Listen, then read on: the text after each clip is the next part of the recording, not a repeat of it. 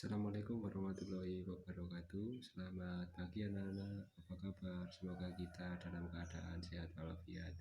Baik, pada pelajaran matematika kali ini ada yang berbeda. Untuk kelas 8 yang mengajar matematikanya adalah saya, Pak Jun. Jika kalian di kelas 7 waktu lalu adalah Bu Nuraini, sekarang bergabung dengan saya untuk belajar matematika di kelas 8. Baik, sebagai catatan untuk kelas 8, buku catatan yang dipakai mata pelajaran matematika adalah buku bergaris kotak-kotak atau biasa yang kita gunakan waktu kita sekolah dasar. Untuk apa? Untuk mempermudahkan kita dalam menggambar garis membuat bangun ruang nantinya di bab-bab berikutnya. Baik, kita hari ini akan mempelajari bab pertama di semester 1 kelas 8, yaitu tentang pola bilangan. Apa itu pola bilangan? Apa tujuan kita mempelajari pola bilangan? Yang pertama, kita akan memahami pengertian dan macam-macam pola bilangan. Yang kedua, menentukan suku selanjutnya dari suatu barisan bilangan. Yang ketiga, menghitung barisan dan deret bilangan. Baik, diperhatikan baik-baik, disiapkan buku catatannya. Kita mulai dari yang pertama, bab 1, pola bilangan.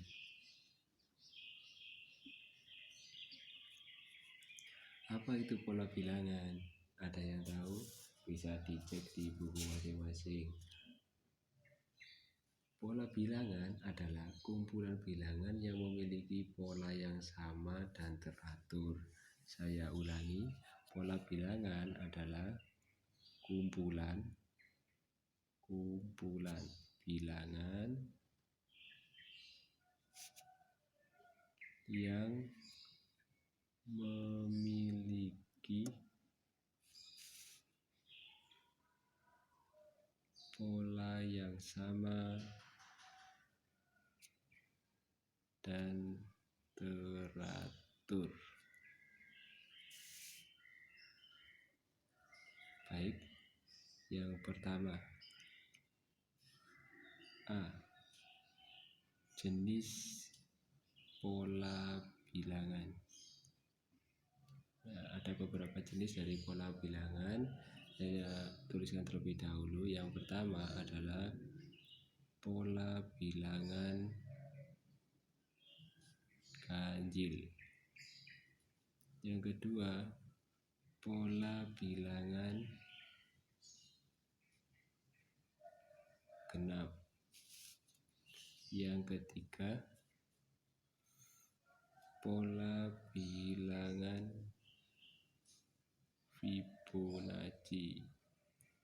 Yang keempat, pola bilangan Pascal. Yang kelima, pola bilangan aritmatika. Yang keenam, pola bilangan geometri. Nah, dari 1 sampai 6 yang pola bilangan aritmatika dan aritmatika geometri tidak kita bahas pada kesempatan kali ini, tapi untuk materi berikutnya. Baik, diperhatikan pola bilangan Pascal, pola bilangan Fibonacci. Dua kata ini asing bukan? Mereka berdua adalah seorang ilmuwan matematika yang sangat terkenal. Baik, untuk mempersingkat waktu, yang nomor berikutnya B. Kita yang wajib tahu ialah istilah pada pola bilangan. Apa saja istilahnya? Yang pertama, suku. Suku adalah urutan bilangan atau kita simbolkan dengan U seperti ini.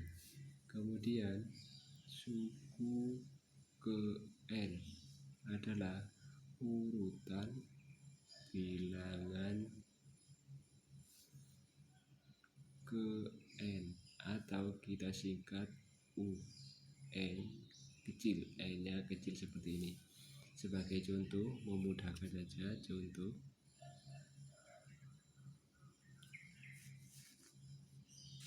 Saya punya barisan 1, 3, 5, 7. Jika ditanyakan suku ke-1 bilangan tersebut berapa? Nah, coba diperhatikan. Suku adalah urutan bilangan. Suku ke N adalah urutan bilangan ke N. Jika yang ditanyakan U1 berarti urutan bilangan ke-1 berapa? 1. Urutan bilangan ke-2 atau U2 sama dengan berapa? 3. Urutan ketiga 5 atau seterusnya. U4, suku keempat kita itu berarti 7, atau bisa kita tulis di atasnya seperti ini: U1, U2, U3, dan U4. Jadi ini untuk mempermudahkan kita. Jadi harus dihafal nanti ya, UN atau suku ke N. Baik, sudah paham? Baik, berikutnya kalau sudah paham kita melangkah ke subbab berikutnya, yaitu yang C. Menentukan suku pola bilangan.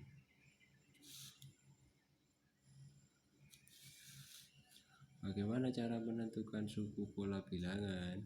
Ada 2 cara. Yang pertama yaitu dengan cara analisa. Yang kedua memakai rumus.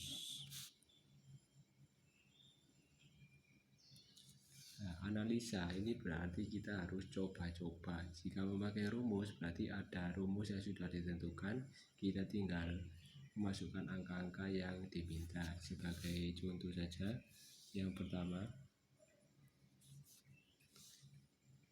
saya punya urutan bilangan 2, 4, 6, 8. Carilah 2 bilangan selanjutnya yang hilang tersebut. Saya tulis juga, carilah 2 bilangan yang hilang. Diperhatikan, ada 2, ada 4, ada 6, ada 8. Berarti ini pola bilangan apa? Ganjil apa genap? Kalau diperhatikan unsur penyusunnya ada 2, ada 4, ada 6, ada 8. Berarti ini adalah pola bilangan genap. Bagaimana cara mencarinya untuk pola bilangan genap? Kita lihat di sini, saya punya 2 adalah U1, 4 U2, 6 adalah U3, 8 adalah U4. Kita disuruh mencari U5 dan U6. Bagaimana? Kita lihat selisih dia 2 ke 4, berarti polanya ditambah 2. 2 ditambah 2 sama dengan 4. 4 ditambah 2 sama dengan 6. Berikutnya 6 ditambah 2 sama dengan 8. Berarti untuk U5 nya 8 ditambah 2 sama dengan 10. 10 ditambah 2 sama dengan 12. Dengan kata lain berarti U5 sama dengan 10 dan U6 sama dengan 12.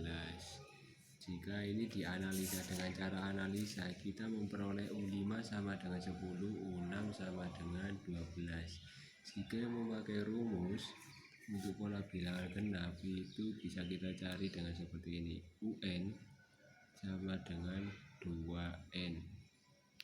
Nah, saya beri kotak. Memudahkan saja. Coba kita ini dengan cara analisa. Jika dengan cara memakai rumus, kita coba genap. Yaitu sini, pola bilangan genap. UN sama dengan 2N kali N. Coba kita memakai rumus. U5 sama dengan, berarti tinggal masukkan saja N mengganti N yang di sini, tinggal masukkan 2. N yang diminta adalah 5. 2 dikali 5 10. Sama bukan?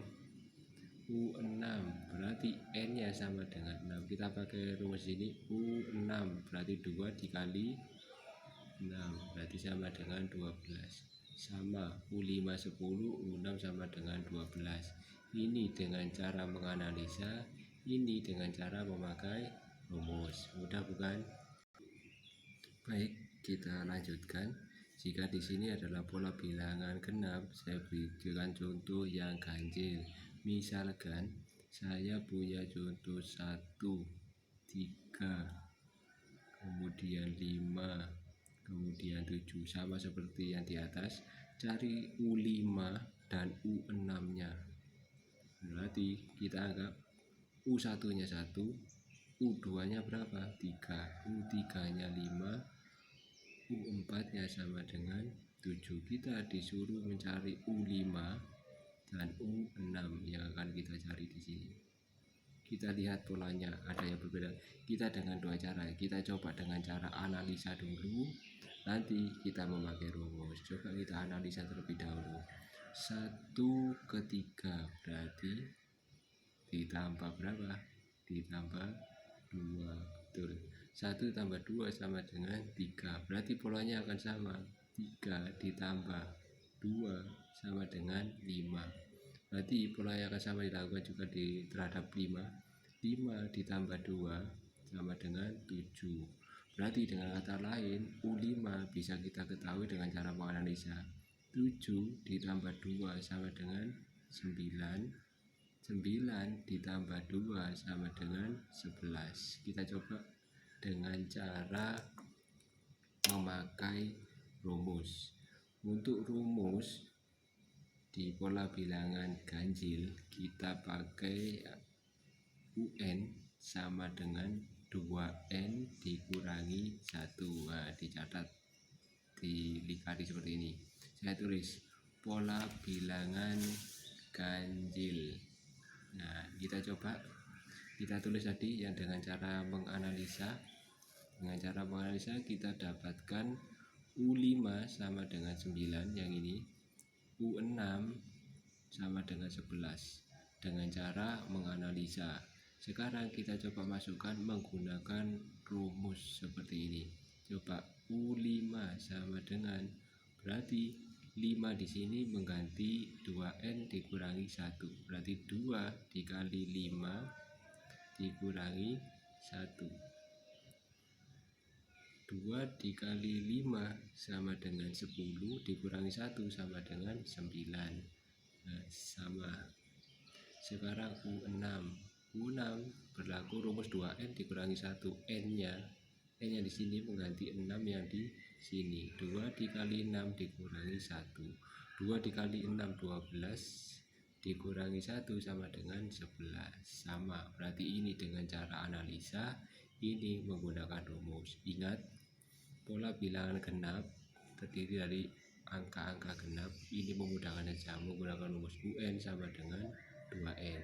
Jika pola bilangan ganjil, diingat angka-angkanya, pasti ganjil. Rumusnya bagaimana? 2N dikurangi 1. Nah, tergantung kalian memakai cara yang mana. Jika mudah untuk menganalisa, pakai analisa. Untuk meyakinkan keyakinan kita gunakan rumus. Saran saya, gunakan saja rumus karena nanti ada diminta soal, biasanya urutan ke-nya banyak. Kan kita nggak mungkin analisa satu persatu. Jadi sebaiknya pakai rumus. Yang Bapak lingkari, dicatat baik-baik. Bagaimana? Mudah bukan? Berikutnya saya punya barisan seperti ini. 1, 1, 2, 3, 5, 8. Nah, barisan seperti ini. Tentukan dua suku berikutnya. Nah, bagaimana? Coba dilihat polanya. Ada 1, 1, 2, 3, 5, 8. Nah, coba dilihat 2 ditambah 2 tambah 2 4, 4 tambah 2 6. Nah, perhatikan di sini. 1 ditambah 1 2, 1 ditambah 1 3. Nah, pasti berbeda. Kalau menentukan barisan seperti ini disebut barisan Fibonacci. Fibonacci adalah suku yang dihasilkan tambahan antara suku di depannya. Sebagai contoh, 1 ditambah 1 akan menghasilkan suku berikutnya sama dengan 2. 3 di sini adalah hasil dari 1 ditambah 2 sama dengan 3. 5 yang di sini adalah hasil dari 2 ditambah 3. 8 di sini adalah hasil dari 3 ditambah 8. Kalau ada barisan seperti ini terus berulang, berarti kita sebut pola bilangan Fibonacci. Ini bisa kita cari. 5 ditambah 8 berapa? 13 dan seterusnya. Contoh berikutnya, saya tulis nomor 4 tadi ya. Tentukan U3 atau U4 dan U5 dari polbil berikut. Misalkan Pak Jun punya 2, 6, 18. Nah, coba dilihat polanya. Dijumlah, dikali, dikurangi, atau dibagi. Diperhatikan. Misalkan kita jumlah 2 ditambah berapa? Ada 6, ada 4. 2 tambah 4, 6. Apakah sama? 6 ditambah 4 sama dengan 18? Tentu tidak. Jadi 2 dikali 3 sama dengan 6. Berarti polanya dikali, bukan dijumlah lagi. 6 dikali 3 sama dengan 18. Berarti U4 dan U5 nya bisa kita peroleh lah. 18 kita kali 3 berapa? 54. Kita kalikan 3 lagi sama dengan 162. Hasil perkalian ini jadi U4 sama dengan 54 dan U5 sama dengan 162. Mudah bukan? Jadi diperhatikan tiap bedanya. Baik, berikutnya jika sudah paham kita ke berikutnya, yaitu D. Menentukan suku pola bilangan, saya singkat ya biar cepat, berbentuk satu saja, saya beri A saja, persegi. Nah, nanti tidak melulu angka-angka seperti ini, nanti berbentuk pola bilangan yang membentuk persegi. Saya beri contoh di sini, saya punya bentuknya persegi seperti ini.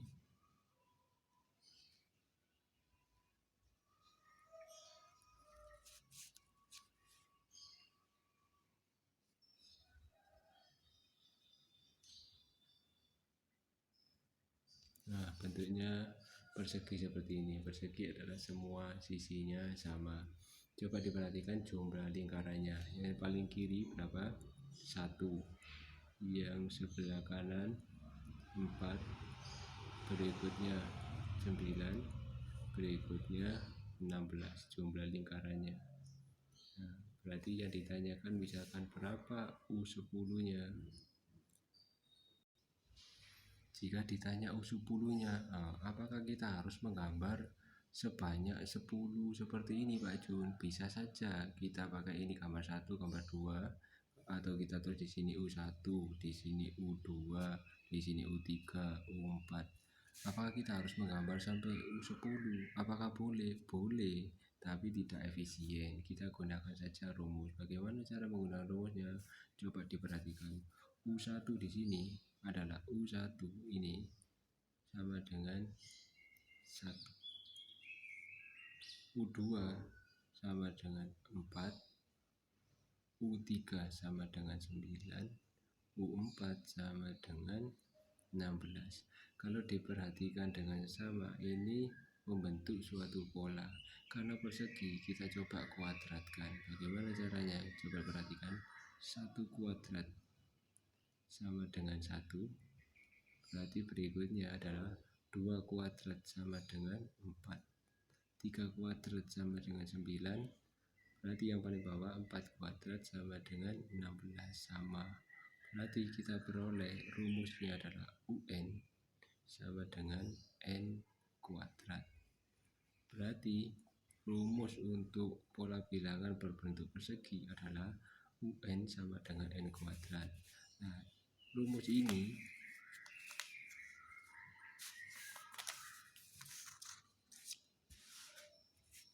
rumus UN sama dengan N kuadrat ini coba kita gunakan untuk mencari yang diminta tadi. Yang diminta tadi U10. Kita coba U10 sama dengan N kuadrat. Berarti N di sini mengganti 10 yang di sini. 10 kuadrat sama dengan 100. Berarti jumlah U10 sama dengan 100. Kita tidak perlu menggambar sebanyak 10 kali. Kita tahu rumus yang ini saja, kita sudah mengetahui bahwa U10 yang diminta sini adalah 100. Wajib diketahui rumus yang saya tulis di sini berlaku hanya untuk pola bilangan yang berbentuk persegi. Berikutnya kita akan bahas tentang persegi panjang dan segitiga. Dicatat baik-baik ya.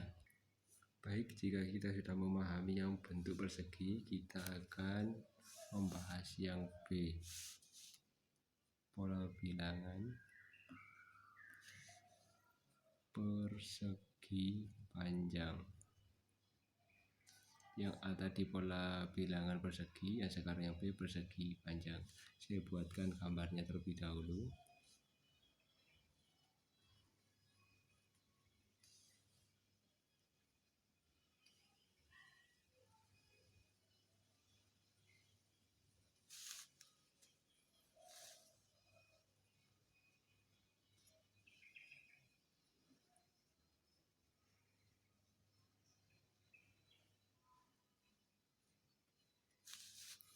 Coba diperhatikan, kita sama seperti di pola bilangan persegi tadi, yang diminta adalah U10. Kita coba hitung U1 nya berapa, U2 berapa, U3 berapa, U4 berapa. U1 sama dengan 2, 1, 2. U2 nya ada 6, U3 nya ada 12, U4 nya sama dengan 20. Kita tulis di bawah sini. U1 sama dengan 2, U2 sama dengan 6, U3 sama dengan 12, U4 sama dengan 20. Kita sama lagi, kita cari rumusnya lagi. Coba diperhatikan. Sama arti seperti ini. 2 di sini kita peroleh dari, misalkan saya tulis seperti ini. 1 ditambah 1 dikali 1 sama dengan berapa? 1 tambah 1, 2. 2 dikali 1, 2. Sama seperti itu.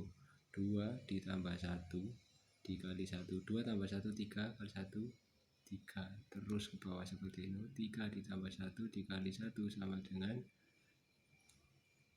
3 tambah 1, 4 kali 1 sama dengan berapa? Coba tebak.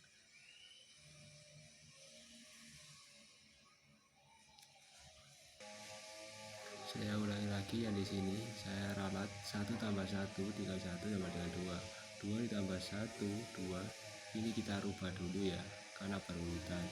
2 tambah 1, 3 kali 2 sama dengan 6.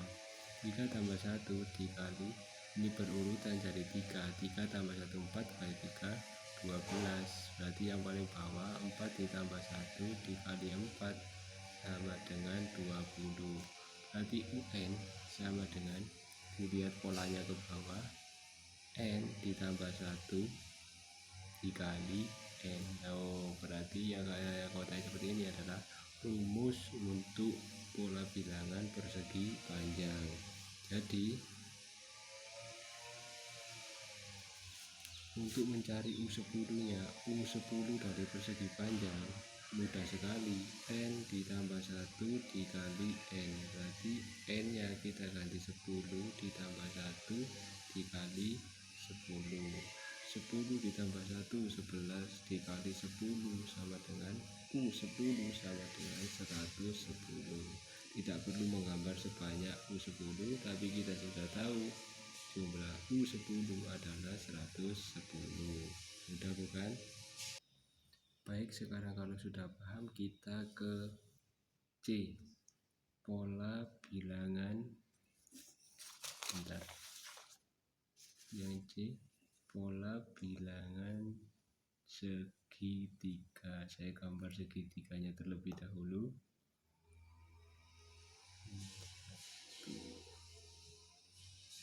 Gambar duanya, kemudian gambar berikutnya. Nah, coba diperhatikan, berbentuk segitiga. Kita hitung, coba U1 nya sama dengan 1, U2 nya sama dengan 3, U3 nya sama dengan 6, U4 nya lihat kita hitung sama dengan 10. Coba kita perhatikan, ini 1, 3, 6, 10 sama halnya dengan yang persegi tadi yang di atas. Di sini 2, 6, 12, 10. Bisa kita katakan setengah dari ini kan persegi panjang, ke atas lagi ya, 2, 6, 12, 20.